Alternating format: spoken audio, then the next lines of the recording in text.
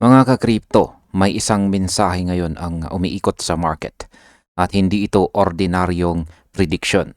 Ayon po kay Steph is Crypto, isa po siyang kilalang crypto analyst sa X, ang susunod na major move na XRP ay mangyayari po sa loob ng 24 hours hanggang 48 hours. Hindi po next month, hindi next quarter, kundi ngayon na. Sa kanyang latest na video, ipinakita po niya ang daily chart ni XRP kung saan makikitang nakapwesto ito malapit sa dulo ng isang symmetrical triangle. Ibig sabihin nito, paliit na ng paliit ang galawan at papunta na sa desisyon. Para kay Steph, wala nang masyadong espasyo or space sa loob ng pattern at pipilitin na ng market sa XRP na pumili ng direksyon. Kaya yan po ang siyang ating pag-uusapan sa video na ito. At ayan, ano nga ba ang ibig sabihin ng symmetrical triangle sa galaw ng XRP? Para po sa mga hindi pamilyar, ang symmetrical triangle ay parang pressure cooker. May pababang resistance line at may paakyat na support line. Paulit-ulit itong sinusubukan ng XRP, parang kinakausap ang dalawang pader. Ayon kay Steph dito, ilang beses nang tinamaan ni XRP ang downward resistance at ilang beses ding na-defend ang upward support. Pero ang malaga, ang bawat test ay mas umiiksi ang galaw. At sa technical analysis, kapag ganito, hindi ka na pwedeng manatili sa gitna. Either break out o break down. Walang gitna. Kaya sinasabi niyang everything changes dahil ang susunod na galaw magsiset ng bagong demand. Ngayon ay ano po ba ang key level na hinihintay bago po maging bullish sa XRP? Dito na po pumapasok ang disiplina. Kahit bullish po si Steph, malinaw ang kanyang babala.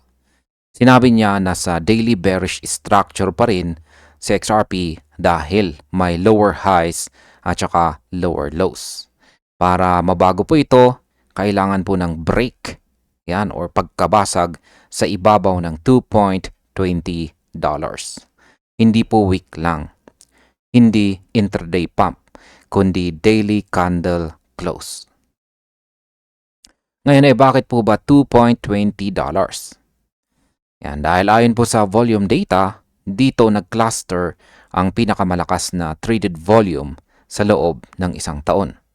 May liquidation cluster din doon. Ibig sabihin, kapag nabasag po iyan, posibleng mabilis ang galaw. Pero kung hindi, babalik po ang pressure pababa. Ngayon ay gaano naman po kahalaga ang support sa $1.9 hanggang $2?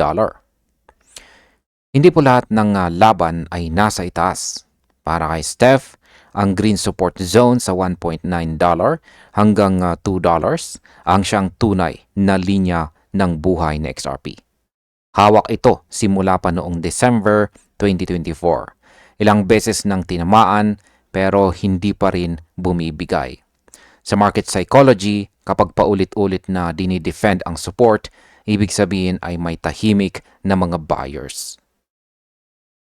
Hindi po ito hype buyers, kundi strategic accumulation. Pero may kondisyon. Kapag nabasag ang zone na ito, babalik ang bearish scenario. Kaya para po sa atin bilang holders at traders, hindi po sapat ang paniniwala. Kailangan ng respeto sa levels. Ngayon ay bakit po ba mahalaga ang 200-day moving average sa $2.7? Yan, ngayon ay punta po tayo sa mas malaking confirmation. Ayon po kay Steph, ang 200-day moving average sa bandang $2.7 ang siyang tunay na gatekeeper ng bull market. Ikinumpara po niya sa XRP kay Bitcoin noong 2023.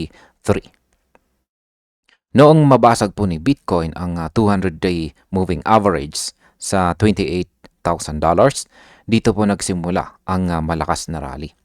Para kay Steph, kung magagawa ito ni XRP, hindi lang relief rally ang makikita natin. Posibleng structural shift. Pero malinaw, hindi pa tayo nandoon. Ang $2.7 ay hindi target. Ito ay confirmation. Hanggat hindi po nababasag, dapat kontrolado ang emosyon. Ngayon, bakit po ba seryoso ang monthly MACD bearish crossover? Ayan, ito po ang bahagi na ayaw marinig ng mga perma bulls. Ibinunyag ni Steph na may confirmed bearish crossover ang monthly MACD ni XRP. Nangyari na raw ito dati ng 2 beses, noong 2019 at noong 2022. Parehong nagresulta po sa malalaking pagbagsak. Sa 2019 na kaso, bumagsak sa XRP ng humigit kumulang 84% pagkatapos ng signal. Kaya malinaw po ang babala. Hindi ito pang araw-araw na indicator. Monthly po ito. Mabagal pero mabigat. Para kay Steph, ito ang signal na hindi dapat binabaliwala kahit bullish ka pa. Ngayon ay ano naman po ang epekto ng Fed decision at saka whale movements kay XRP? Hindi po hiwalay ang crypto sa macro. Binigyang diin ni Steph ang paparating na Federal Reserve Rate decision at ang press conference ni Ginoong Jerome Powell. Historically, may rally bago ang meeting at sell-off pagkatapos. Lalo na kung hawkish ang tono tungkol sa 2026 at rate cuts. Dagdag pa rito, ipinakita niya ang on-chain data. Ang mga whale na may 1 hanggang 10 milyon XRP, nagbenta ng 330 milyon XRP sa loob ng 4 na araw. Pero meron pong twist. Ang 10 hanggang 100 million holders ang siya namang sumalo. Kaya redistribution po, hindi exit. At bilang panghuli ay ano naman ang aking masasabi tungkol dito? Ayan, malinaw po ang position dito ni Steph. Siya ay personally bullish kay XRP pero hindi po siya nangangako dito. Hindi siya nagbebenta ng certainty kundi ng preparasyon or paghahanda. Binanggit din niya ang pag-break or pagkabasag ng XRP sa 3-day Gaussian channel sa nakaraan na kadalasang humahantong sa downside kahit may isang fake out noong 2024. Ang kanyang mensahe sa atin ay wait both sides. Ibig sabihin, timbangin daw natin ang dalawang bahagi. Yan, or magkabilang bahagi. Huwag tayong mag-trade base lamang sa ating emosyon. Maghintay po tayo ng confirmation dahil sa loob daw ng 48 hours, maaring magbago ang kwento ni XRP.